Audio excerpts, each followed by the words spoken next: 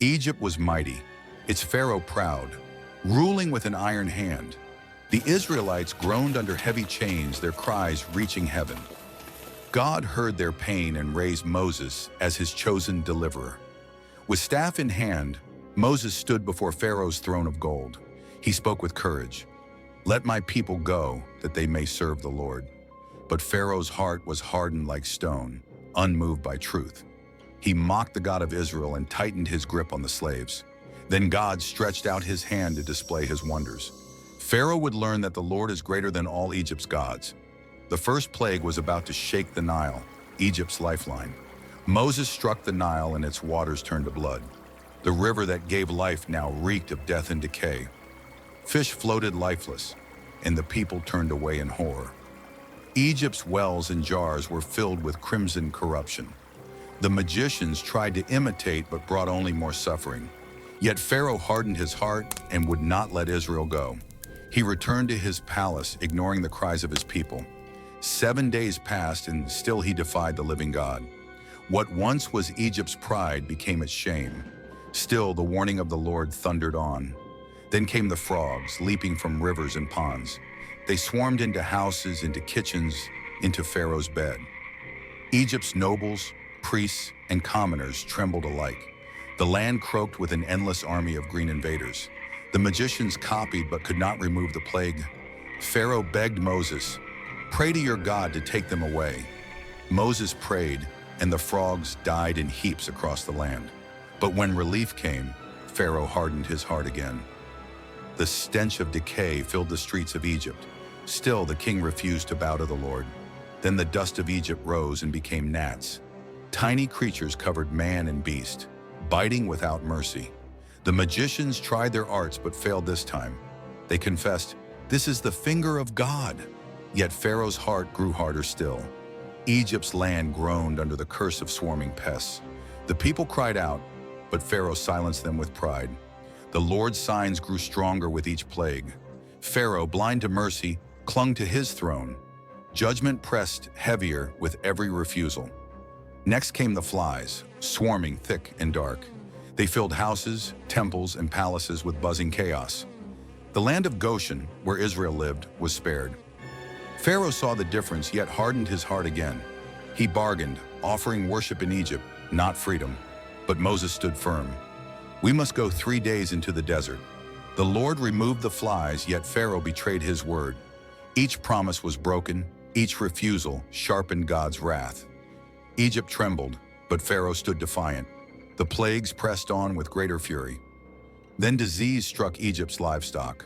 Horses, cattle, donkeys, camels, and sheep perished in the fields. The land of Goshen was untouched once again. Pharaoh sent men to check, and not one Israelite beast had died. Still, he refused to let God's people go. Egypt's wealth and strength began to crumble. The cries of farmers filled the air, but Pharaoh's heart was harder than iron. The hand of God pressed Egypt to its knees, yet the king would not humble himself. Then Moses took handfuls of soot from the furnace. He tossed it into the air, and it became fine dust. Boils and sores broke out on man and beast alike. The magicians could not stand before Moses, stricken by pain. The land groaned under affliction, yet Pharaoh refused. His pride blinded him to Egypt's ruin. The warning of God rang louder than ever. Still the king clenched his fist against heaven. Egypt's people suffered, but Pharaoh would not bend. God's power pressed forward to break his pride. Then the heavens opened with hail and fire. Storms raged like Egypt had never seen before. Flames streaked through the rain, shattering crops and trees. Man and beast left in the fields perished. But in Goshen, not a single drop fell. Pharaoh cried, "I have sinned. The Lord is righteous." Moses prayed, and the storm ceased at once. Yet when calm returned, Pharaoh sinned again. His heart was harder than stone, his pride unbroken. Judgment loomed heavier with every lie. Then came the locusts, darkening the sky like a storm. They devoured every green leaf left in Egypt. Fields became barren, trees stripped to bare branches. The land looked like death, lifeless and ruined. Pharaoh pleaded again, "Forgive me this once." Moses prayed, and the locusts vanished into the sea. But Pharaoh hardened his heart once more. Egypt's hope for harvest was utterly destroyed. The cries of the people rose louder than ever, but the king's pride deafened him to mercy.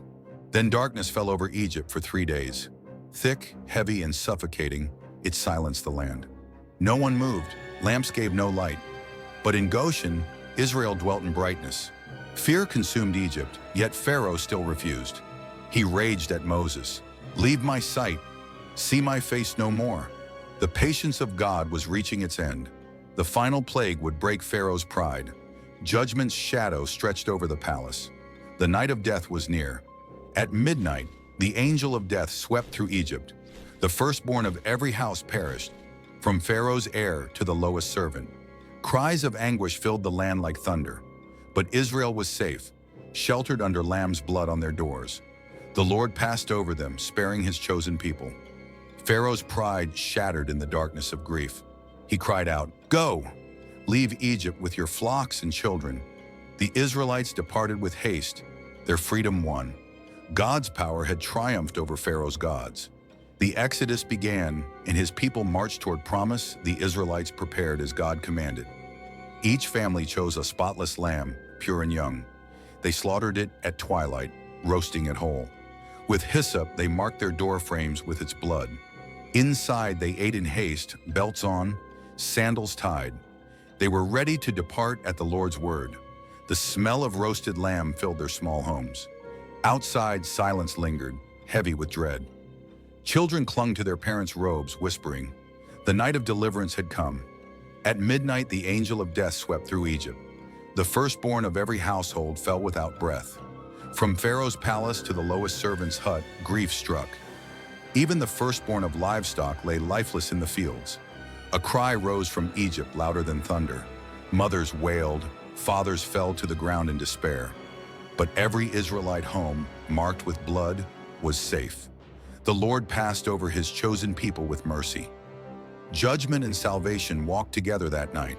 The final plague shattered Pharaoh's pride forever.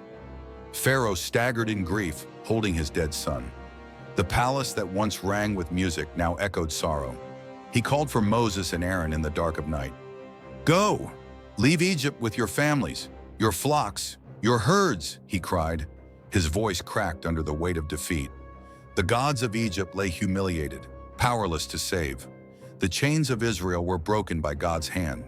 What Pharaoh once refused, he now begged for. The might of Egypt bowed before the Lord. The hour of freedom had come. The Israelites marched out with haste, carrying unleavened bread.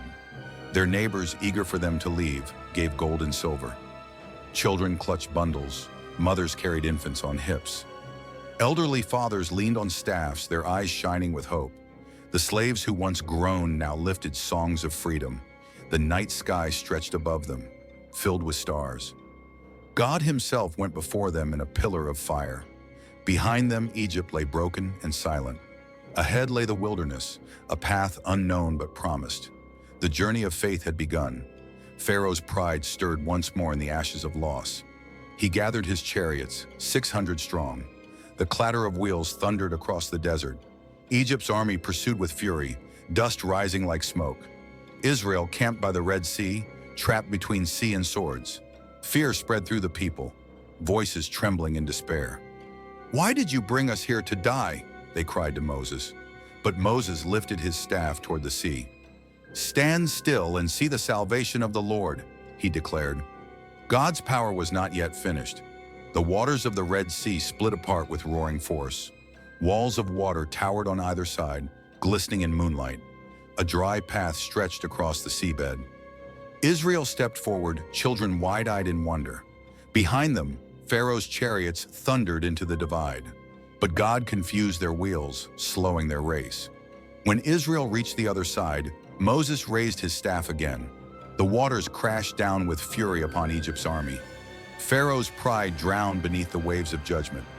Israel stood safe, free at last, singing to their deliverer. On the far shore, Israel lifted their voices in song. Miriam, the sister of Moses, took up her tambourine. Women danced with joy, praising the Lord of deliverance. The sea foam sparkled like jewels under the morning sun. Children clapped, their laughter echoing across the sands. The men bowed low, tears streaming down their faces. "The Lord has triumphed gloriously," they cried together. "The horse and rider he has thrown into the sea." Egypt's might lay shattered, but Israel's hope soared. The people knew their God was mighty to save. The journey ahead stretched into the wilderness. The desert winds blew, hot and dry against their faces. Yet before them moved the pillar of cloud by day. By night, the pillar of fire blazed with holy light. God himself was their guide, their protector, their strength. Every step carried them closer to his promise. The chains of slavery were now a distant memory. Their faith was tested, but their God was faithful. The Exodus became a living testimony of power. No king could stand against the Lord of heaven. Thus the story of the plagues became a lasting sign. Generations would remember the hand of God in Egypt. He humbled the proud and lifted the oppressed. He silenced the false gods and exalted his name. Israel walked free, chosen for a covenant everlasting. From Pharaoh's throne to the shores of the sea, God's power reigned above every nation and ruler. His wonders proclaimed his glory to the ends of the earth. If you enjoyed this video, don't forget to like and subscribe.